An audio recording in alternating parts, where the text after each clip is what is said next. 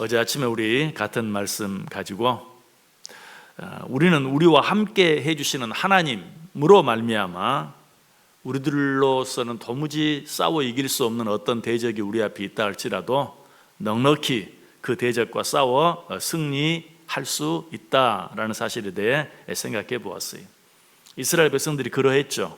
그들이 약속의 땅 가나안에 도착했을 때 그 입구에는 이스라엘 백성들의 힘으로는 도무지 싸워 이길 수 없는 그런 적이 그 문 입구를 지키고 있었어요. 누구였습니까? 아모리인의 왕 시혼이었어요.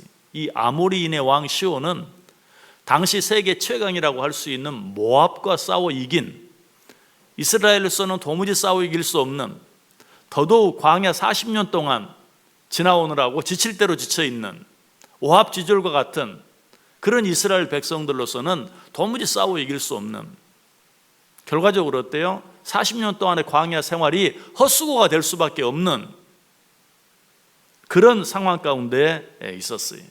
그러나 누가 함께 해주심으로? 하나님이 함께 해주심으로 이스라엘 백성들은 그 아모리인의 왕 시온을 죽일 수 있었어요. 이스라엘 백성들이 죽인 게 아니죠. 누가 죽였어요? 하나님이 죽였다고 오늘 본문에 분명히 이야기하고 있어요. 이처럼 하나님이 함께 하시면 우리 힘으로는 감당할 수 없는 일들을 감당할 수 있게 되고, 우리 힘으로는 도무지 싸워 이기고 물리칠 수 없는 적이라 할지라도 능히 물리쳐 싸워 이길 수 있다라는 것이. 그런데 싸움은 거기서도 끝나지 않았어요. 가나안 땅 입구 거기까지 갔을 때만 해도 어땠습니까? 야, 이제 드디어 약속의 땅에 왔다 했는데 누가 지키고 있었어요? 아모리인의 왕 시온이 지키고 있었어요. 자, 하나님이 함께 해주심으로 말미암아 그 아모리인의 왕 시온과 싸워서 이길 수 있었어요. 이제 정말 끝난 것 같았어요. 이제 약속의 땅에 들어간 것 같았어요. 그러나 그것도 끝이 아니었다. 이번에는 이 아모리인의 왕 시온보다 더 강한 나라, 더 큰 왕이 여전히 그 뒤에 버티고 서 있었어요. 우리 그 내용 성경을 통해서 한번 확인해 볼까요? 민수기 21장 33절 말씀 같이 읽습니다. 돌이켜 바산 길로 올라가매 바산 왕 옥이 그 백성을 다 거느리고 나와서 그들을 맞아 에드레이에서 싸우려 하는지라. 아모리인의 왕 시온만 물리치면 이제 아무 문제가 없을 것 같았는데 그들을 물리치고 나니까 누가? 바산 왕 옥, 아모리인의 왕 시온보다 더 강한 나라, 더 강한 왕 바산 왕 옥이 그들의 길을 가로막고 있었다. 자, 그러나 이 싸움의 결과도 어땠습니까? 우리 계속해서 읽어보겠습니다. 민수기 21장 34절 35절 말씀 시작. 여호와께서 모세에게 이르시되 그를 두려워 말라. 내가 그와 그 백성과 그 땅을 내 손에 붙였나니 너는 헤스본에 거하던 아모리인의 왕 시온에게 행한 것 같이 그에게도 행할지니라. 이에 그와 그 아들들과 그 백성을 다 쳐서 한 사람도 남기지 아니하고 그 땅을 점령하였더라. 아멘. 자, 아모리인의 왕 시온만 물리친 것도 기적과 같은 것이었는데 그보다 더 강한 나라, 더 강한 왕 바산 옥에게 어떻게 하라고 말합니까? 너희들은 아모리인의 왕 시온에게 했던 것처럼 똑같이 해라. 이 말 속에는 어떤 말이 있는 줄 알아요? 내가 너희들이 아모리인의 왕 시온과 싸울 때 했던 것처럼 나도 너희들에게 똑같이 해주겠다. 그때 너희들과 함께 했던 것처럼 이번에도 내가 너희들과 함께 해주겠다라고 말씀하고 있는 것이, 그러니 변함없이 너희와 함께하는 나를 믿고 너희는 비록 아모리인의 왕 시온보다 더 강한 나라, 더 강한 왕이지만 그들에게 행했던 것처럼 변함없이 똑같이 해라. 나도 너희들과 똑같이 함께 해주겠다라고 말씀하고 있는 것이, 하나님께서 실제로 그렇게 해주셨습니까? 그렇게 해주지 않으셨습니까? 실제로 그렇게 해주셨어요. 이처럼 하나님께서는 당신의 백성들이 약속의 땅 가나안을 향해 출발할 때 큰 왕 누구를 치셨죠? 그때는 바로 왕. 바로도 어때요? 천하의 애굽의 왕이었어요. 그 왕의 손에서 벗어난다는 것은 불가능했어요.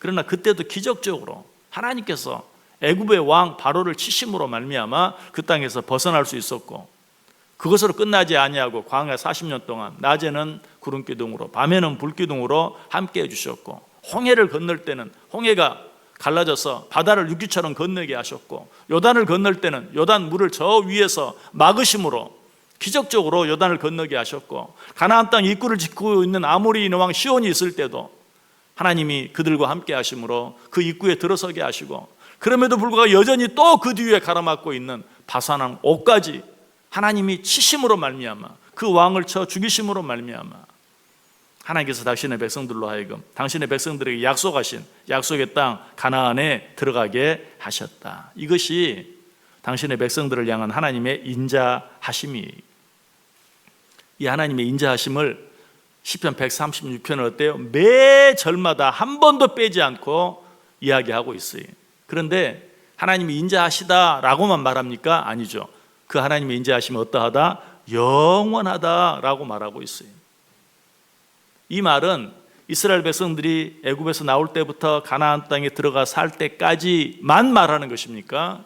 아니, 이 말씀은 이스라엘 백성들에게만 적용되는 말씀이 아니라 영원하기 때문에 누구에게까지? 오늘 우리에게까지도 동일하게 적용이 되는 말씀이, 하나님의 인자하심은 오늘 우리들에게까지만 적용이 됩니까? 아니, 우리 자녀 손까지 대대로 영원토록 하나님의 인자하심은 우리와 함께 하시다. 믿으십니까? 이 하나님을 믿으시길 바랍니다. 오늘도 이 하나님과 함께 살아갔어요. 그러므로 우리는 이 하나님께 날마다 감사해야 하고 그 인자하심을 찬양해야 돼요. 설령 우리가 애굽에서 종살이하고 있는 것과 같은 상황 가운데 있다 할지라도, 광야 40년과 같은 그런 생활을 하고 있다 할지라도, 아니 다 된 것 같은데 여전히 내 힘으로 해결할 수 없는 큰 문제가 내 앞을 가로막고 있다 할지라도, 아니 그 문제가 기적적으로 해결되었는데 또 그보다 더 큰 문제가 나를 기다리고 있다고 할지라도 뭘 믿어야 돼요?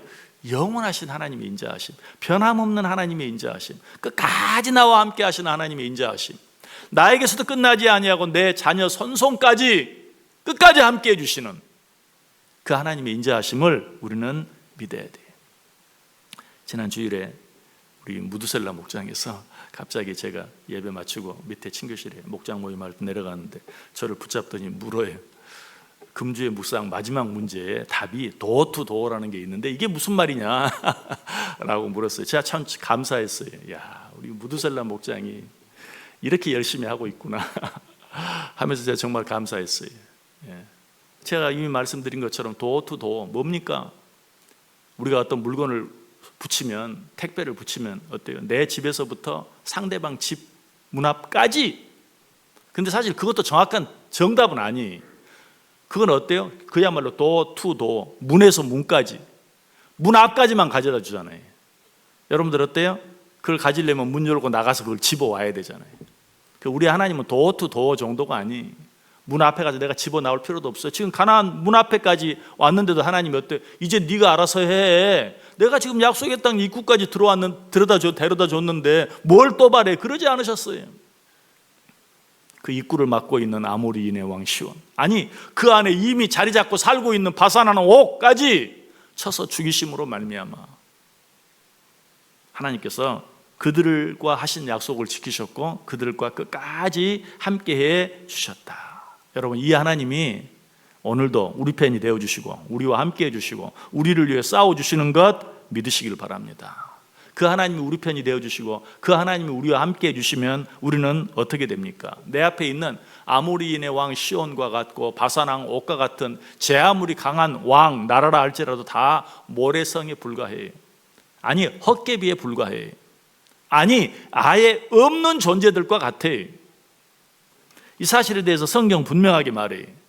다니엘서 4장 35절에 보면 땅의 모든 사람들을 없는 것 같이 여기시며, 우리 하나님은 이 땅에 그 수많은 사람들이 있다 할지라도 하나님 앞에는 없는 것 같은 존재들이, 계속해서 말해요. 하늘의 군대에게든지 땅의 사람에게든지 그는 자기 뜻대로 행하시나니 그의 손을 금하든지 혹시 이르기를 내가 무엇을 하느냐고 할 자가 아무도 없도다. 누가 내가 하고자 하는 일을 가로막을 자가 있느냐? 내가 너희들과 함께하면 너희들을 가로막을 자가 아무도 없다. 이사야 40장 17절도 말합니다. 그의 앞에는 모든 열방이 아무것도 아니라 그는 그들을 없는 것 같이 빈 것 같이 여기시느니라. 여러분, 내 앞에는 산과 같은 큰 거대한 적이 있다 할지라도 하나님은 어때요? 그들을 어떻게 보신다고요? 없는 것 같이, 빈 것 같이 여기신다. 그렇다면 이 하나님을 믿는 우리는 어떻게 해야 되겠어요? 우리도 그렇게 여겨야 돼. 여러분 앞에 어떤 문제가 있습니까? 여러분 앞에 어떤 적이 가로막고 있습니까? 없는 것 같이 여기세요. 빈 것 같이 여기세요. 왜? 하나님이 나와 함께 하시니까.